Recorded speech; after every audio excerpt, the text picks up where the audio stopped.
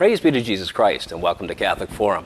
I'm your guest host, Alan Dunst, and we appreciate you being with us here today for our conversation. And we're hopeful that our little conversation here in West Michigan will find you wherever you are and invite you closer to Jesus Christ and His one holy Catholic and Apostolic Church.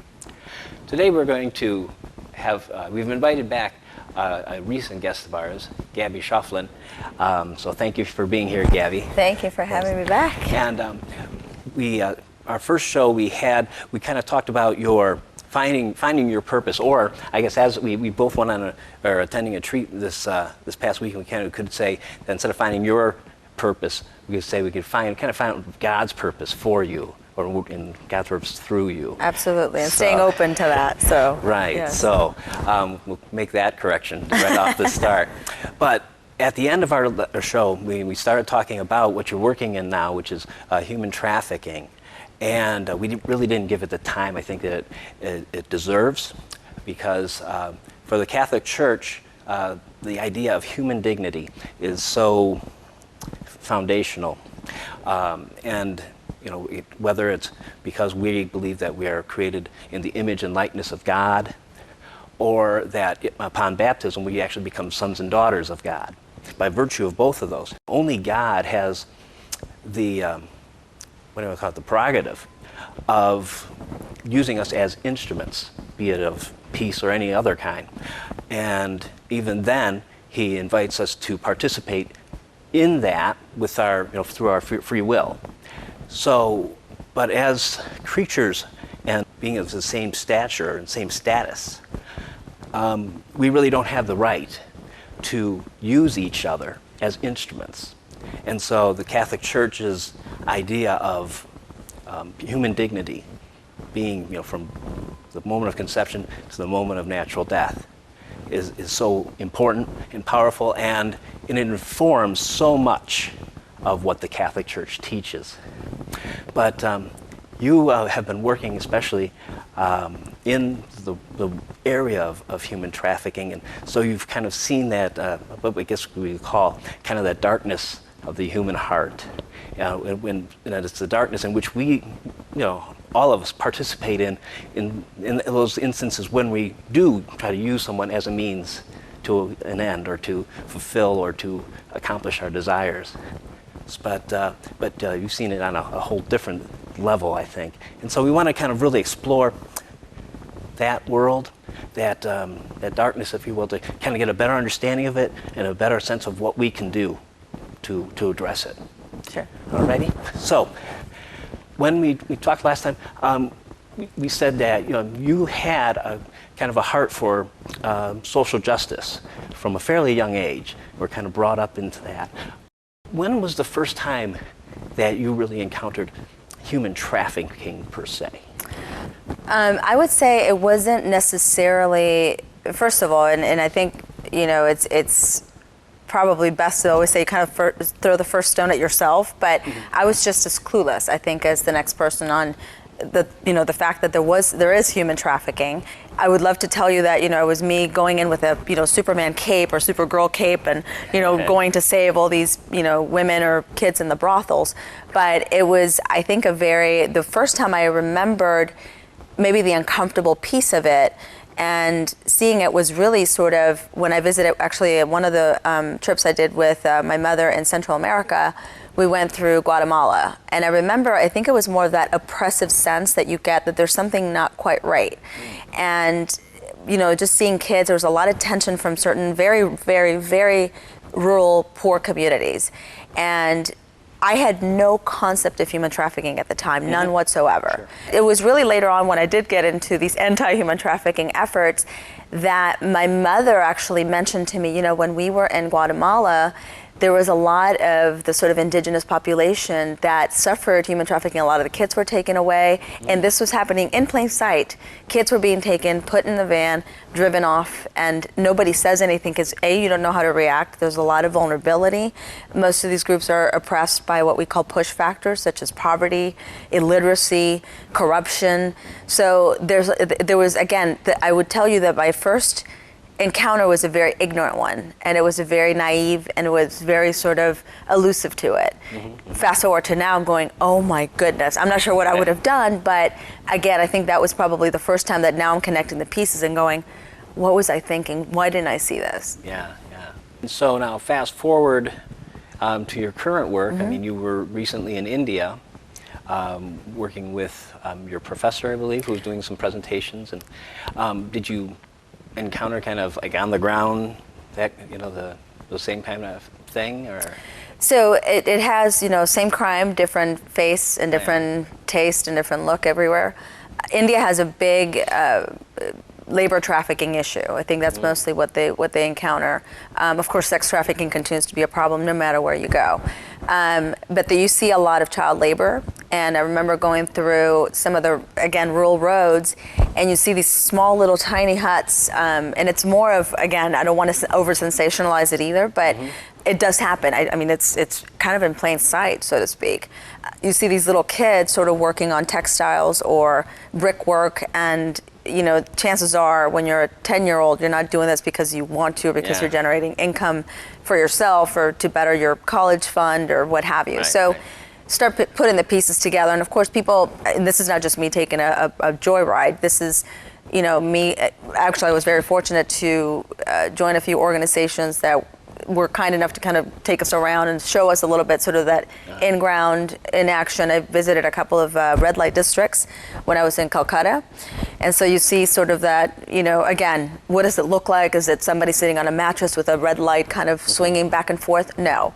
But you can sense what's going on. And you of course, people who have been on the ground, they know who, what, where, the source, the reason. So you start putting the pieces together, and you do see a lot of this pretty much in plain sight, kind of, right under our noses. And I also got to visit a few organizations that are focusing on, helping the victim. So once you're sort of out of that or trying to get out of that cycle, what resources do you have to make a living? How do you survive? Because a lot of these, individuals are stricken by poverty, among other things. Sure. So it's kind of giving them the alternative to how can I generate some revenue. So a lot of I got to see a lot of victims sort of from that perspective and hear their testimonies through that avenue. Interesting. Having looked at, so you've been in Central America, India. Have you done any investigation yet into America?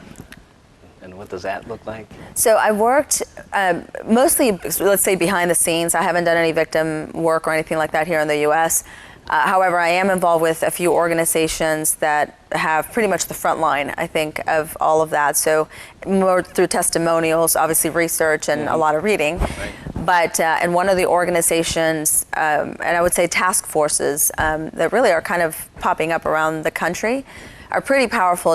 So I am part of the South Florida Human Trafficking Task Force, and that's really composed of sort of the governmental entities, so anywhere from Homeland Security, ICE, FBI, the local, prosecuting office. You have organizations that are part of that, both on the victim rehabilitation sort of side, as well as advocates for awareness of human trafficking, lawyers that are trying to get into the space as well. And so you hear a lot of some of the situations that are ongoing, on the ground currently. And so, and of course, encouraging us to partake of any kind of support we can offer for a victim during sentencing cases and things like that. So, but that's been, I think the biggest impact there is it's happening here. It's not just over there. So back to that awareness and education, even for me, it really kind of sucks it in your stomach. You're going, wow, this is just down the street. So. Right.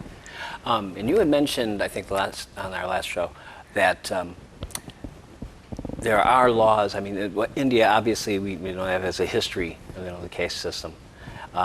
But you said that there are laws, but the question is that if the laws and the culture aren't necessarily matching up.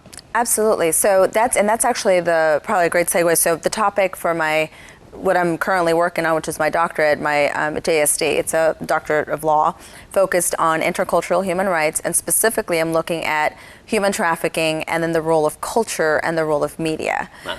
And I'm looking how that either aids in extending or creating that crime or that environment to happen or continue to happen, or what else can be done to sort of say, for example, almost looking at it pessimistically, saying there's laws, but are the laws enough? You know, Right. what else do we need to be thinking about in our everyday, no matter where you are, that truly needs to happen in order for that culture to change? And so looking at the laws, there are laws in place. There's sort of an international, let's say, instrument. Probably the main one that I can refer to is part of the transnational organized crime. There's a protocol attached to that called the Palermo Protocol. It's referred to as Palermo Protocol back in 2000. And it was kind of a basic instrument for any state or any country to sort of sign and ratify so they can make that hopefully part of their domestic laws. So it's sort of a minimum standard where everybody can look at as the guidelines of what human trafficking is and what sort of measures they need to take against it, or what rights based on the human dignity of a person do we need to protect for those victims. And for example, in the United States, there's what's called the TVPA, the Trafficking Victims Protection Act, also in 2000, and that's very specific to the treatment of victims. So laws are there on the international realm. There's domestic laws, and even that is taken further by state. Other countries have their own laws that they have to implement depending on where they are. So there's laws, and I always say the laws can always be made better, but you can have a gazillion laws, and unless there's that enforcement of the law, of course, number one, there has to be a government that's willing to really stand behind that, so that there's the enforcement of the laws. And I think there's also, there needs to be the social cultural practice that is able to follow that law. So it's almost like the will of the people to say, I will, not do this in order to, as looking at it from the Catholic perspective too, to gain the buck. How economic and globally, how that economic advancement has literally overshadowed the human dignity. So, I mean, human trafficking in a sense is, the force fraud, to get via force fraud or coercion, whether physical or psychological, to limit that liberty of a person for the purposes of exploitation, so that somebody can benefit. So it's literally stripping away that freedom that we have via God's grace. I mean, we were created in the image and likeness of God with those rights, with that freedom, and somebody is limiting that to gain, so to exploit that to gain something for themselves against that person's will. So there goes free will, there goes free dignity. So there has to be, I think, that culture will in order for human trafficking to essentially be eradicated. Right. And obviously, the United States, can't look too far, because it started as a nation with slavery as, being permitted. And so it took almost 150, almost 200 years to, for it to actually get out of the shadows of that. Are you seeing any, catalysts in terms of changing the culture? Obviously the Civil War was huge, and there was a contingent of people who were against slavery from the very get-go. It's just a matter of kind of finding that critical mass and having it, move forward. Do you have any other ideas in terms of catalysts that you're seeing? Yeah, and I'll bring that. I think it's a great point to make and a good question. So the main, I think, thing that I'll point out to start off is what we deemed as sort of the slavery, the old chattel slavery, so to speak. It's a very different element that's happening now. So we don't have people in chains, so to speak, walking down. When you ask me, what is it like when you first encountered human trafficking? I did not see that chain of events in front of me. So it's what it looks like now. It's just extremely elusive. It's a very, I would say, change more psychological at this point? It's definitely psychological. In fact, laws had to adapt to that psychological sort of element of the crime. But it just really kind of goes unperceived. It's very ingrained in the culture and things that we don't see. And so I think, again, the image of what we have versus what it is now. In fact, for example, things that, this is a great, I think, comparison, which I'm still working on, but there are sometimes uncomfortable situations to talk about. So I'm becoming very popular in my circles. But in India, for example, I think I had mentioned last time we spoke about the caste system, which is sort of their social strata that's divided into 4 specific groups that, you're sort of born into based on, what job you have, and again, you're descendant into that group. And then there's a fifth group at the very bottom, which is called the untouchables. And that is just kind of beyond, any kind of, I guess, human strata in the minds of how it was, again, years and years and years ago.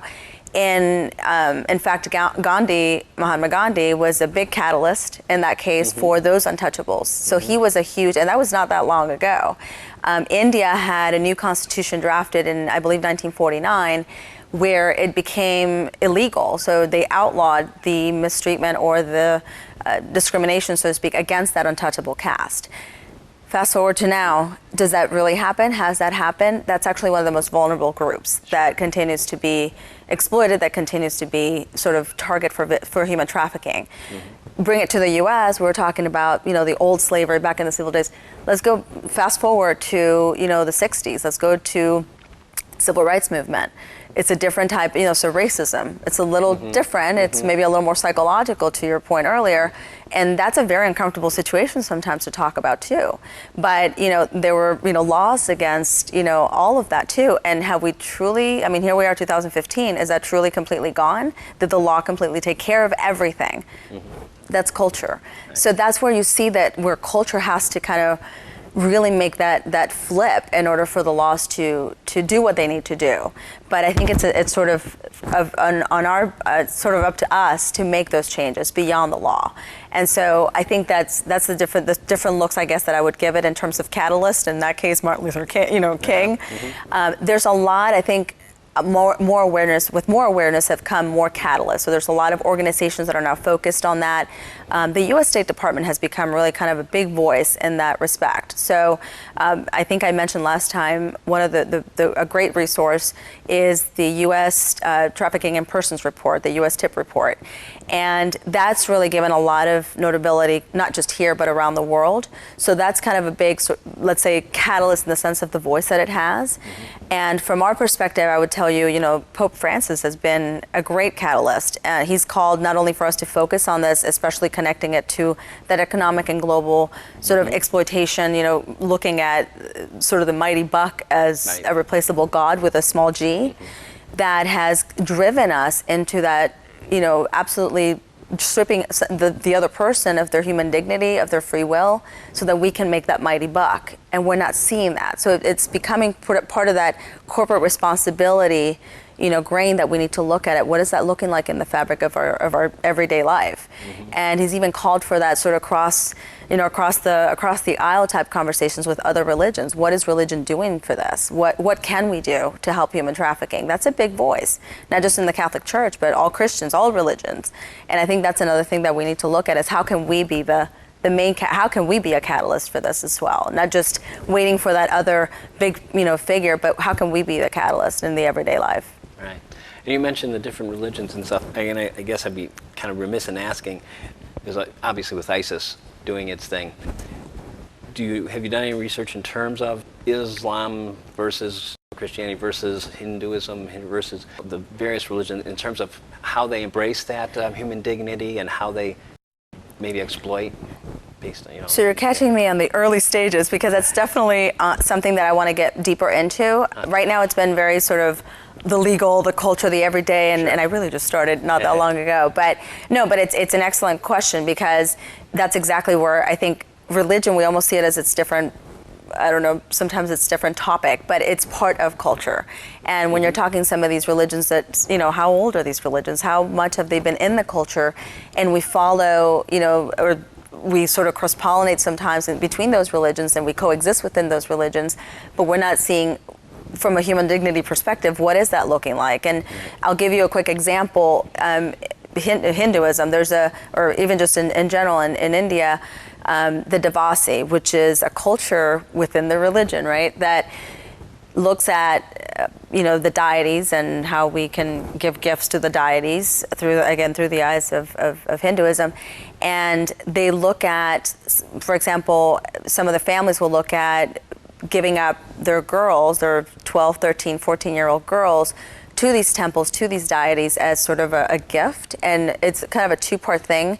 This family may be poverty-stricken, so there's almost that realistic vulnerability that in their minds they're giving this up as a great thing, because if they give the girls up to the temple, they'll have a better future. They'll have a better chance of living a better life, taken care of. On the flip side, it's also almost seen as the honor of giving up to, the girls to the deity. Here's the dirty side of that, right? So these girls become basically temple prostitutes. And so now you have these 50 whatever plus year old men who are the priests in the temple that are, these girls are actually servicing these men. So now you're going into, minors, and there's laws around this, but now you're talking about minors. What happens in that, is it willing, is it not willing? And in a case of a minor, the consent should never be even a question. It's, bottom line, this is certainly something that a kid would not say, yes, let me do this. And so now you're talking into your question, now you're talking about religion, looking into these little sort of elements of religion, how this is potentially even hurting or enhancing human trafficking, but we're not seeing it because it's religion. And that's a very uncomfortable conversation. But so that'll be something that, again, from a human rights perspective, from a human dignity perspective, and certainly at a human trafficking element, which is something we definitely want to kind of raise a red flag carefully, because we're dealing with somebody else's human dignity of this is their religion. This is how can we bring that conversation to light so that we can have a good discussion about what needs to happen and how the culture can help change that. Right. So as you've been exploring this world, and like I call it a darkness, how's it affected your view? Has it kind of nurtured cynicism and maybe even a sort of despair about the human condition and that kind of thing, because it's as prevalent, as pervasive as it is, not necessarily prevalent, but it's pervasive. I would think that it could be very discouraging in a way. I will tell you, I think I'm saddened by the fact that that we're even having this discussion. This shouldn't be a topic. I think that's what's that's what saddens my heart. At the same time, it's a drive that I have to actually do something. I know that it's not me with that cape, saving people or doing anything. I'm just putting my grain. And I think that's why I call again to everybody. We are all catalysts. We all can and should be doing something, whether it's talking to your neighbor, talking to somebody, because I think we all together, it's that number, that makes a difference. It's not one person. One person can be maybe the voice of a specific topic. The other person can point out, or be the point of contact for victims, or, everybody has a role to play. But I think that there's that drive for me to, again, make my contribution. It's an extremely dark topic, especially when you start, I think, reading the realities and cases and just the details behind the scenes. But you have to move past that. So I look at laws, but I look at it pessimistically. I say, this is not enough. So what else is needed? And so that's what gives me that positive spin of, okay, we're here. I mean, we've hit rock bottom, in my opinion, with human trafficking. How can we flip that? So I think that's the hopeful, and again, I believe that that's coming from somewhere else, because I think we stay, we can drown ourselves all day in sorrow and pity, but what are we doing about it? And I think that's the thing. It's not just knowing, it's what's the action that we're taking, and that this propels me into action. I'm driven by it. So it's. I think everybody has a calling, and I think that's where I know I found mine. And kind of looking at the flip side, sure. And you said that you're driven by hope, which is good. Are you seeing any glimmers of hope, signs out there things are changing in certain small ways or anything like that? I think a couple of things. So let's take it from the law perspective. So again, we had all these laws, and when you look at the numbers, I always say don't hold me to the numbers because they vary, they're estimates, but look at between the 20 and 30 million victims, let's say, that we have. Less than 1%, if at all 1%, of those of the victims are either reported or prosecuted as cases, and even lesser convictions. So the numbers are absolutely dismal. The numbers have started to spike every now and again, which is it's a good sign that things are working. And I think behind the scenes on that is, okay, laws are definitely there, but I think there's two parts. One is the willful, there's a lot of law enforcement officers that have now been either trained, made aware, or are embracing human trafficking as a real issue that needs to be dealt with. So I think there's a little bit more. And of course, I probably am talking more about the United States in this case, but really around the world, awareness from a law enforcement perspective. There's a lot more training that I think it's starting to reach where it needs to go, or funding where it needs to go, so that we do have the resources to actually act on these cases. So I think that's one element, and so we're looking at those numbers. And then on the second part, or the second hand, I think the everyday person, the awareness. A couple years ago, I mentioned human trafficking, and people were thinking I was talking about somebody crossing the street, or I'm not sure, and probably the same ignorance I had. I mentioned human trafficking now, and I see that there's a reaction. People know what that looks like, or what that is. They may not know, and I think that's changing probably now too. But it's not so much the over there. It's now something that's starting to hit a little closer to home. Things like, for example, the Super Bowl, I think a couple years ago, brought, I think, a lot of attention to the fact that it was happening here. Now, you mentioned having push factors, and it seems to me that in America, like one of the push factors seems to be like homelessness. Is that accurate? Absolutely. Homelessness, not only is it a big problem here in the United States, and it's, as I say, it's a community problem. But the statistics goes, within 48 hours of a kid being homeless, they'll be approached by a trafficker. So that's a big point of vulnerability, to your point. In fact, I was in a talk in Western Michigan by the Acton Institute that talked about human trafficking, and Elise Hilton, who spoke about, obviously, her own testimony via her daughter who got trafficked. And this happened within minutes. And so it's, again, the everyday, and not that she was homeless, but she was talking about how traffickers will target victims. And the anecdote that she gave, which I thought was really interesting, a trafficker, for example, will be at the mall, and they'll look at teenagers or what have you. They'll approach, let's say, person A or girl A, and if the girl, he'll pay a compliment like, "Oh, I like your eyes," and if the girl kind of smiles and says thank you, he'll let her go. The next victim, victim B, comes by, and same concept, "I like your eyes." If she looks down to her feet and sort of says, no, they're not. It seems a little insecure about her, about the response. That's exactly who he wants. So think about, that's just in the everyday mall. That person could be next to their parents, whatever. When you're homeless, when you're sort of your whole ground is underneath you is up in the air, you're extremely vulnerable, and that becomes a source that traffickers want to absolutely target.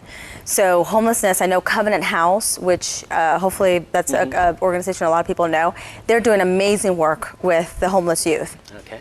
And we only have a few seconds left, but I want to kind of just revisit and make sure we talk about some organizations that you say can help, and if people want to get involved in a more substantive way, where can they go? I think, interesting, okay, I guess quickly wrapping it up, polarisproject.org is a great organization. You'll also see some information for the National Human Trafficking Resource Center.org, I think is their website. That's a great resource. And of course, I mentioned earlier, the State Department has a great resource and they just put out their 2015 Trafficking in Persons report, the TIP report. And of course, I would say the Pope, just listen to his I think what his message is, because I think he focuses, of course, on human dignity across the board, but definitely interesting how he's been touching on human trafficking lately. Exactly. All right. Well, I want to thank you, Gaby, for being with us again and taking time from your visit with your family and your trip before you're heading back home. So very much appreciate it. So grateful. Thank you so much. And we want to thank you for joining us as well. And we hope that this conversation has raised awareness for you and maybe inspired you to support that basic human dignity that we have as believers for most religions, in fact, but particularly as Catholics, we embrace that wholeheartedly. And so we hope that you'll join us again. In the meantime, we ask God to bless you in the name of the Father, the Son, and of the Holy Spirit. Amen. Amen.